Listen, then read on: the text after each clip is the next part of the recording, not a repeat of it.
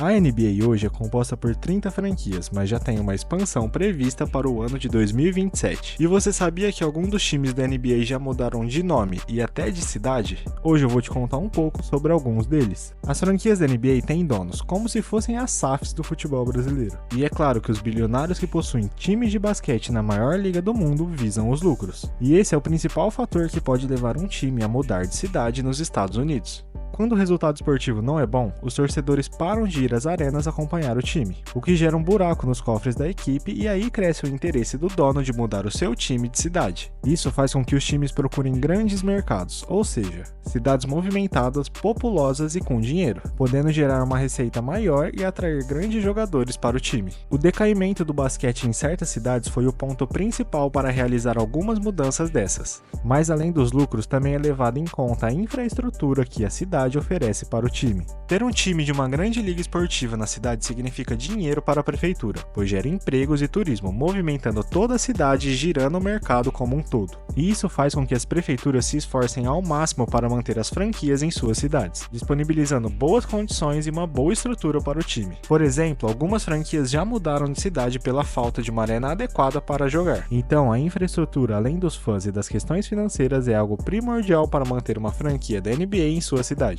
Mas vamos ao que interessa. Quais times já realizaram essa mudança? Um dos maiores times da liga, o Lakers, nem sempre foi de Los Angeles. Inclusive, o apelido Lakers, que significa lagos em inglês, faz referência à sua terra natal, Minneapolis, que também é conhecida como a Terra dos Mil Lagos. Antes de ser o lar dos Timberwolves, Minnesota era o estado dos Lakers, que lá venceram 5 títulos da liga antes de se mudarem para Los Angeles. Mas uma queda drástica de público levou os donos da franquia a procurar uma mudança para um grande mercado que estava surgindo na costa oeste do país. E então a mudança ocorreu em 1960. O Minneapolis Lakers teve muito sucesso antes da mudança. Inclusive a primeira dinastia do basquetebol profissional americano foi deles. Comandados pelo pivô George Michael, venceram 5 títulos em 6 anos, se tornando o primeiro time a vencer um tricampeonato consecutivo. Porém, após tudo isso, a equipe foi caindo de rendimento, tendo a pior campanha da liga na temporada de 1957-58, e então o público começou a cair, gerando um grande desinteresse pelo basquete em Minneapolis. Como a equipe teve a pior campanha da liga, tiveram a chance de conseguir uma posição alta no draft daquele ano,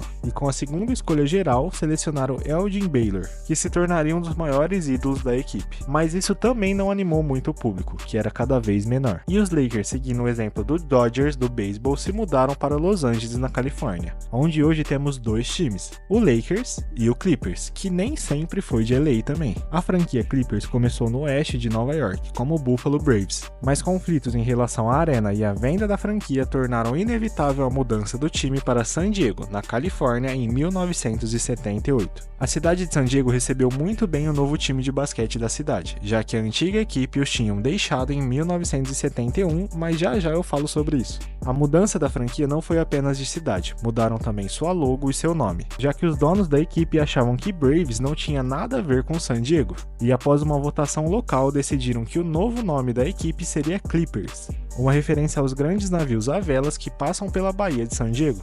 Mas como a gente sabe, a equipe deixou San Diego rumando a Los Angeles, onde hoje construíram a arena mais moderna e mais cara de toda a NBA. E antes dos Clippers, San Diego era lar dos San Diego Rockets, que se mudaram para Houston em 1971 para explorar um novo mercado, o do Texas. Mas ao contrário dos Clippers, que mudaram o apelido de Braves, eles mantiveram o seu nome após a mudança, se tornando então o Houston Rockets. O que tem tudo a ver com a cidade texana, já que lá está localizado o NASA Center, o local onde foi comandada a primeira viagem à Lua do ser humano, a Apollo 11. Mas os Rockets não foram o primeiro time do Texas. Quando chegaram lá, já existiu o San Antonio Spurs, que nem sempre teve esse nome. A franquia surgiu em 1967 como Dallas Chaparrals, que era uma referência a um pássaro muito comum no Texas, conhecido por sua velocidade e agilidade, características que o time queria refletir em quadra. Mas em uma tentativa de conquistar todo o estado e aumentar sua torcida, o nome mudou para Texas Chaparrals. já que a ideia era representar todo o estado passando a jogar em diferentes cidades do Texas. Já em 1973, o interesse da cidade de Dallas, onde ainda era a sede da franquia, começou a cair, e foi onde os empresários de San Antonio viram a oportunidade de levar um time da NBA para a sua cidade. Inicialmente, o plano era que o time se chamasse San Antonio Gunslingers, um nome que remete ao Velho Oeste e todo aquele lance de pistoleiros, mas ficou só no papel. E foi aí que surgiu um dos maiores times da NBA.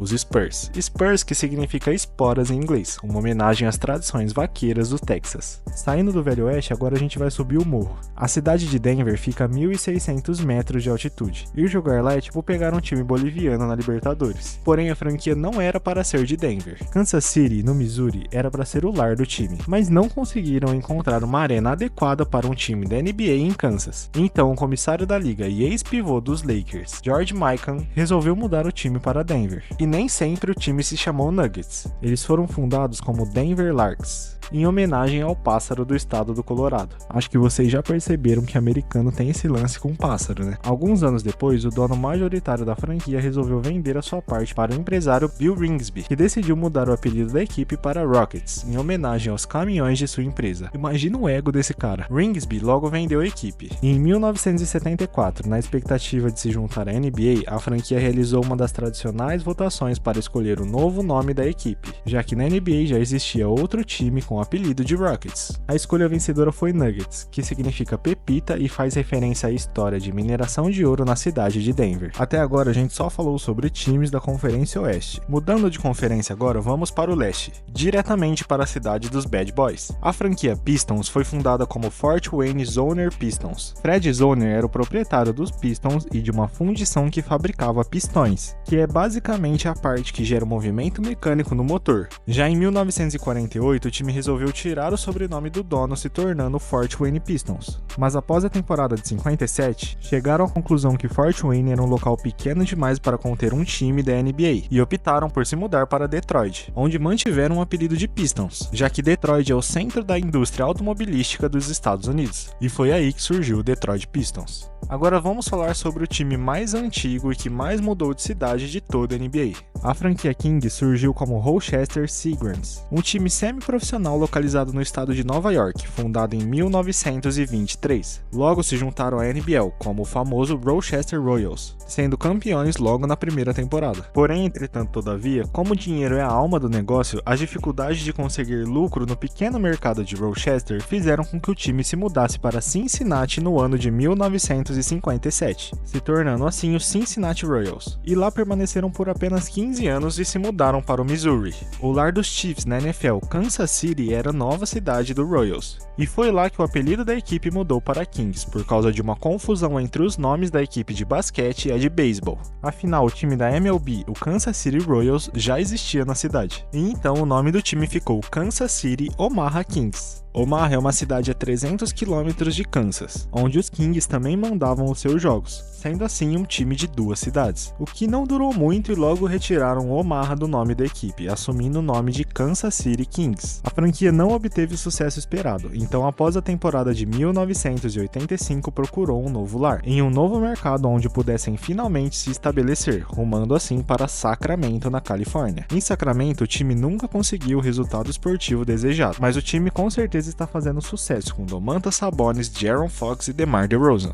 Mas se estamos falando de troca de cidade e dos nomes das franquias, não poderia faltar a maior de todas elas. Chegou a hora de falar do Seattle Supersonics. O time foi fundado em 1966 e chegou à NBA logo no ano seguinte. Não demorou muito para os resultados começarem a aparecer, e em 1975 chegaram aos seus primeiros playoffs sob o comando do técnico Bill Russell. Já em 1979, 13 anos após a sua fundação, conquistaram seu primeiro anel de campeão da NBA, se consolidando como uma das grandes franquias da liga. O futuro era empolgante, mas os anos 80 não foram bons para o time. E após algumas temporadas não conseguindo nem chegar aos playoffs, conseguiram boas colocações de draft. Mas em 1988 a esperança iria voltar para Seattle. Shawn Kempis e Gary Payton chegavam ao time e a expectativa de título aumentava. Infelizmente para os torcedores, estávamos entrando na era Jordan, e seria difícil para qualquer time da liga conquistar alguma coisa durante esses anos. Nessa época, os Sonics chegaram a apenas uma final, em 1996, mas foram derrotados para o maior time da história do basquete, os Bulls de Jordan, Pippen e Rodman. A franquia acabou fracassando na tentativa de conseguir outro título, e logo voltaram ao tanque, conseguindo a segunda escolha do draft de 2007, onde selecionaram um dos maiores jogadores de todos os tempos, o Easy Money Sniper, Kevin Durant. The Seattle Supersonics select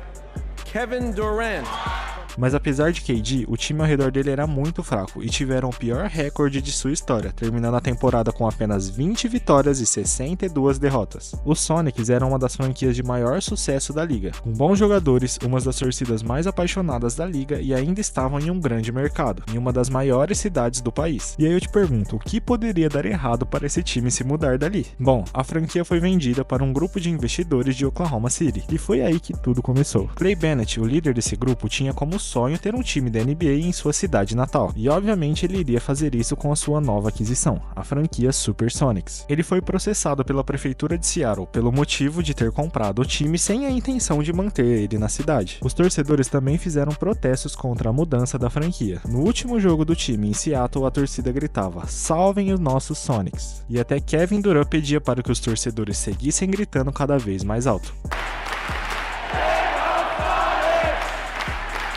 Bennett chegou até dar um ultimato na cidade, dizendo que manteria o time caso a Key Arena fosse restaurada ou uma nova arena fosse construída. Mas as tentativas de financiar e construir uma nova arena falharam, e em 2008 a franquia se mudou para OKC, sendo renomeada para Oklahoma City Thunder. De acordo com os proprietários do time, o nome, logo e cores do Supersonics estão disponíveis para serem utilizados por um novo time da NBA na cidade. Mas o sentimento de traição permanece até hoje em Seattle, e esse é com certeza o caso mais controverso de uma mudança na NBA. Os Sonics eram um dos símbolos da cidade e simplesmente partiram para bem longe de lá. Mas os torcedores de Seattle estão novamente empolgados com o basquete. Afinal, uma nova expansão da liga está prevista para a temporada de 2027-2028, e a chance da NBA voltar para Seattle é bem grande, já que a cidade é uma das fortes candidatas a receber uma nova vaga na NBA junto com a cidade de Las Vegas. Esses são só alguns dos times que mudaram alguma coisa na sua história na NBA, e eu pretendo trazer mais um vídeo aqui no canal para acabar com a lista desses 17 times que passaram por algumas mudanças. Então, se você quiser ver a parte 2 desse vídeo, comenta aí, se inscreve e deixa o like também para fortalecer o canal.